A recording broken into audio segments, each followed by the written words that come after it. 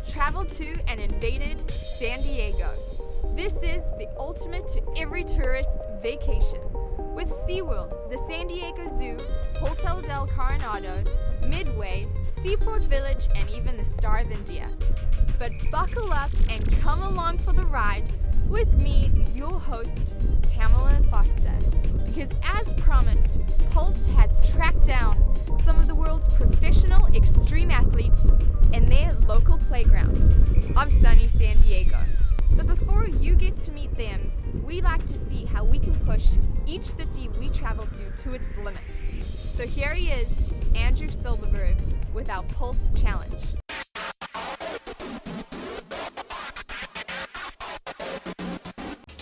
Alright Tamlin, here's the challenge. People say San Diego is the best of both worlds, so we got the beach over here, we got the mountains over here. We're going to try to hit both in the same day. So right now I'm going to go wake up some friends and we're going to hit the slopes. It's about 6 in the morning, so I hope they're ready.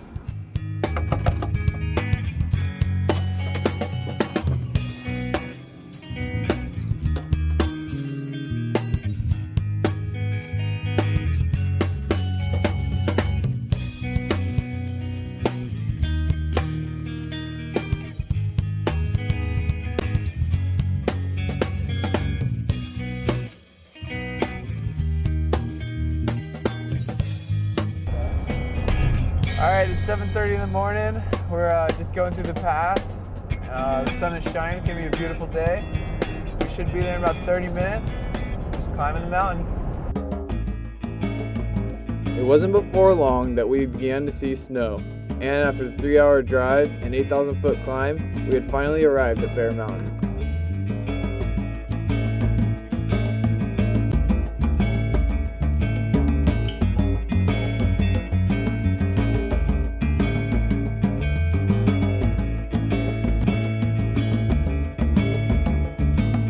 Hey Tamlin, we're out here at beautiful Bear Mountain.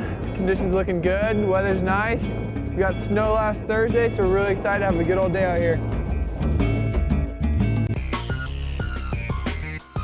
We'll be right back after this, and stay tuned because we're going to meet Nate Sherwood, professional skateboarder.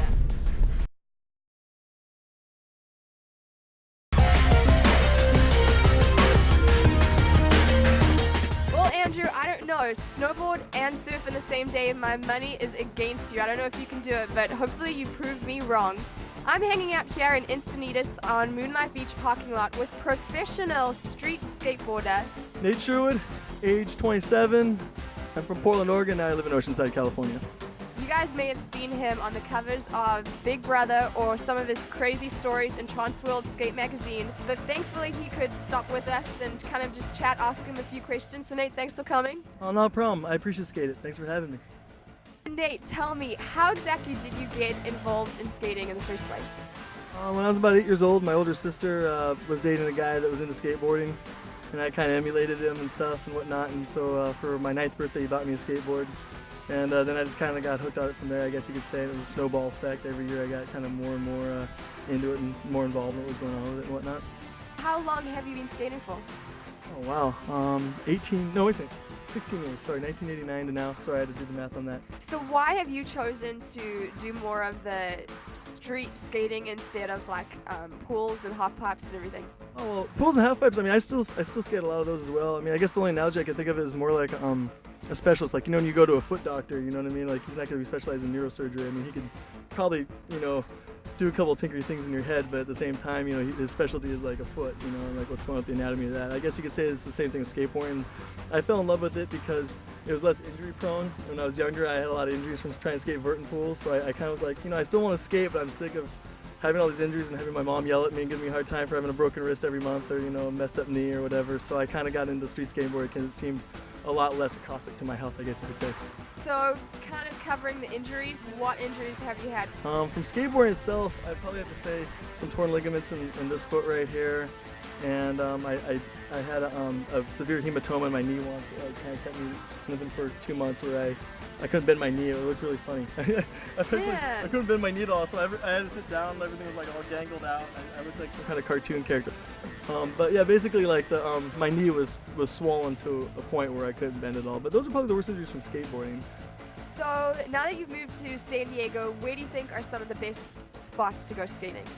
There's so many, it's hard to narrow it down. I'd probably say for transition skaters, like what you were talking about earlier with pool skating, vert skating, the NCS YMCA up the street's pretty amazing. Claremont Mesa YMCA is pretty impressive as well.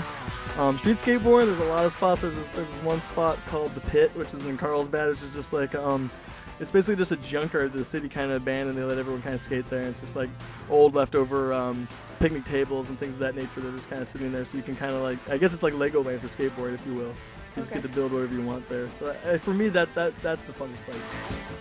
Explain to me, what is San Diego's skate scene really like? Are you guys kind of the down and outs? What do people think of skaters in San Diego? I guess it depends on who you talk to mostly. I mean, with skateboarding, street skateboarding, like the genre that I'm into, if you will, I guess Los Angeles has a bigger base for it. But I, of course, like the weather and less smog and better tap water here, so I choose to live here instead. But it's also interesting because there's not as many skateboards here as there is up there, so you have a lot more variety of what's going on. You know, it's not like you're going to be, I guess if you will, like get in the way of other people are skating and stuff. It seems like there's a lot more elbow room. You know, people don't skateboard. I mean, obviously you're gonna get a diverse opinion from everybody. From they think it's the worst thing on earth, you know, hating it with a passion, to people who love it, or people who just kind of admire it, or people who think it's kind of strange. But you know, it's definitely, I think San Diego's a good place for it. I'd probably say it's probably one of the top 10 cities in the U.S. for skating. Well, Nate, thanks so much for coming and joining with us. And if you guys want to check out Nate Sherwood, you can pick up any Transworld Skate magazine and his work will be in it. Otherwise, stay tuned to Pulse. We'll be right back. We still have to meet Brandon Foster, professional bodyboarder at the Wave House.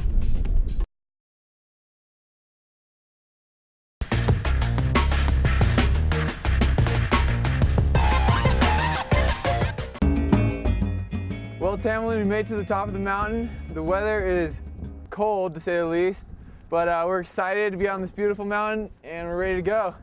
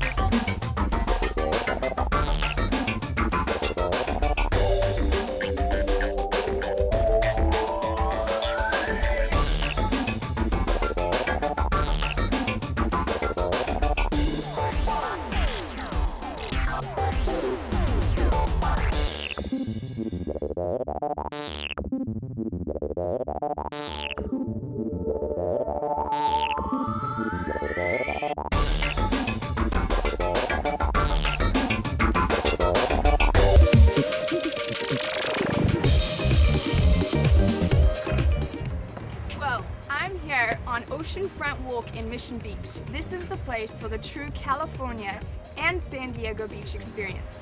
People come to ride their bikes, skateboard, go jogging, watch the passing parade, go surfing out there. But the Pacific Ocean is not the only place that San Diegans can go for their wave riding. Come with me and let's go check out the Wave House. This is the ultimate, never-ending wave riding experience.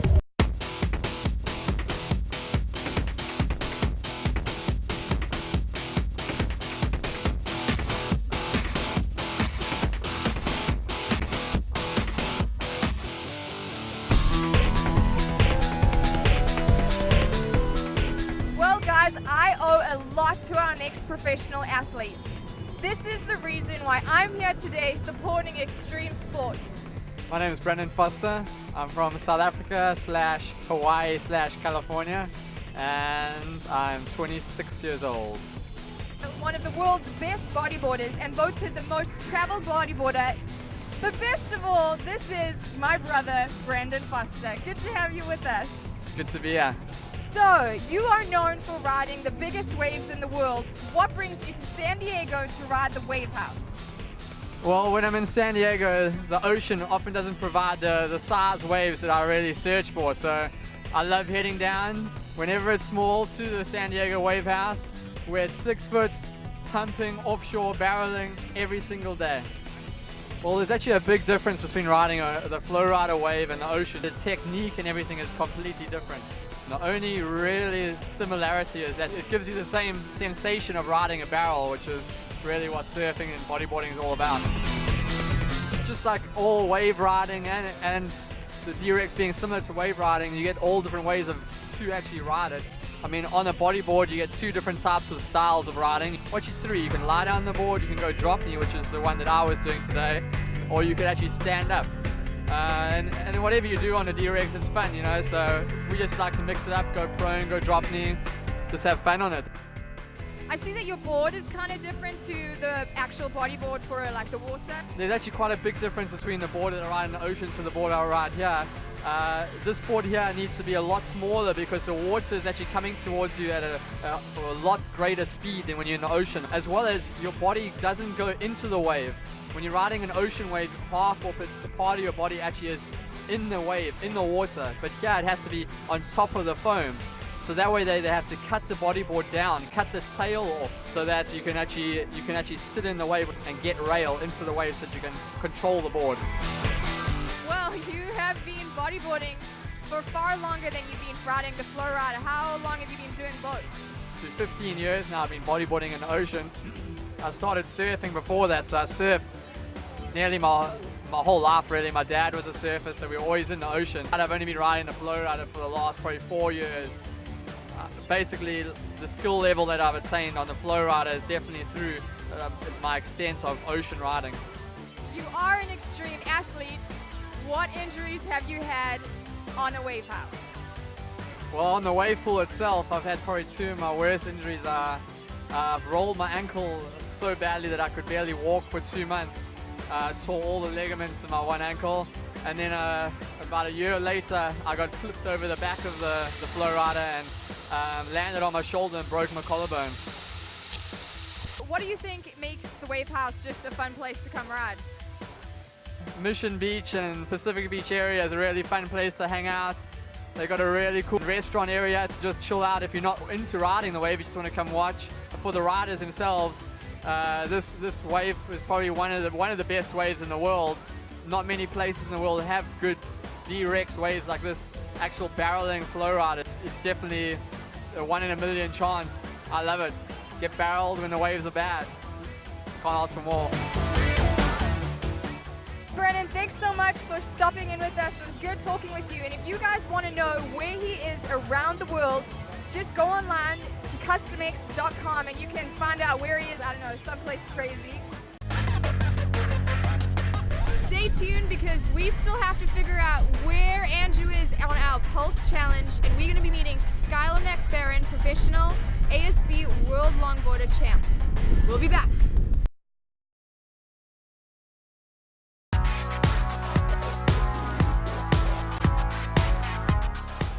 Hey Tamlin, we've had a great day. We're about halfway done. No one's injured, so everything's good.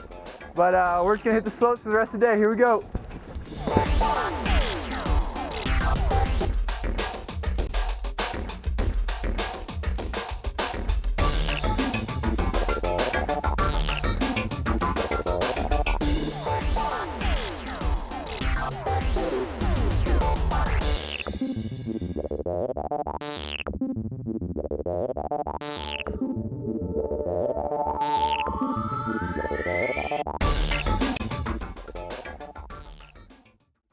All right, Tamlin, we just finished up here at Bear Mountain, and we're gonna come down to the beach, hopefully get some good surf and some good weather.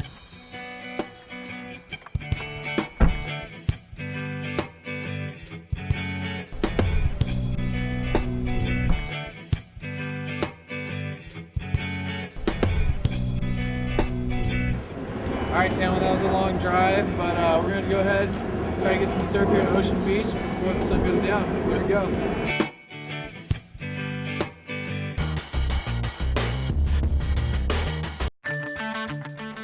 Andrew, I'm so glad you got back down to San Diego in time. I was worried about the traffic up there, but looks like you're going to have a good day sunset surfing for you. But I'm over here in Sunset Cliffs, Point Loma, San Diego with world champion longboarder Skylar McFerrin. I'm 19 years old and I'm from Encinitas. What makes this so wonderful is that she is a San Diego local. I know you just got back from Australia, so thanks for stopping by. No problem at all. So Skylar, how did you actually get started with your whole surfing career? Well, both my parents surf. They both grew up surfing, and so when I was about 10 years old, they took me out in the water on the really small days up at Rincon in Santa Barbara, and just started pushing me into little waves, and I loved it and stayed with it. So is there a particular place in San Diego that is your all-time favorite spot to go? I'd have to say the cliffs right here in front of school are some of the best waves in San Diego.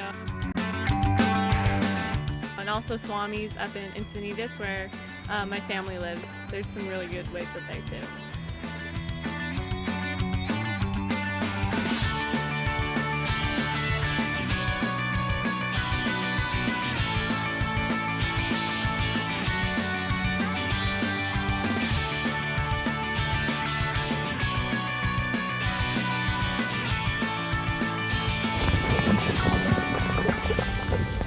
So you did win the ASP Women's World Longboarding Championships. Congratulations. Thank you. So has that changed anything about your surfing people, the way that they see you, anything like that?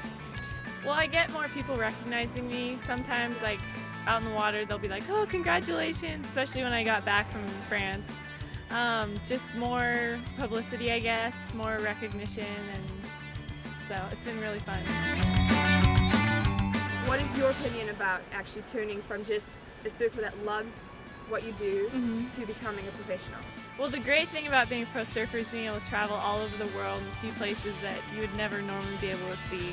Like, I've traveled to so many awesome places that I'll be there and I'll be thinking, I never would have been able to be here if I wasn't, with my sponsor or, neat things like that. So that's a great part. The bad part is just having to be away from the people that you love so much.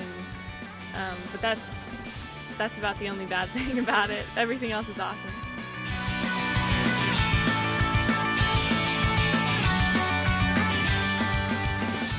California is in so many different songs, like the Beach Boys and everything. What is the San Diego surf scene actually like? I'd say it's a really close-knit community. We all really support each other in surfing, and you'll go out at any number of spots and see people you recognize, and it's always like, hey, how's it going? And it's just a great surf scene. I think the older people really get behind the younger kids coming through and help them, and it's just an awesome place to surf, I think. Thanks so much for stopping by. I know you're super busy and it's early in the morning here, so I'm glad we caught her before she went out. But thanks for coming. Andrew, how was your surf session?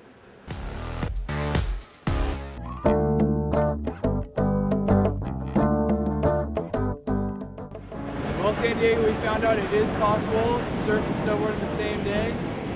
We had a beautiful day, and thanks for joining us. Back to you, Tamlin. Well guys, that wraps it up for this episode of Pulse in San Diego. Stay tuned to next week. It's a whole new city with a bunch of new extreme professional athletes. It's been fun hanging out with you. I'll see you next week. Cheers.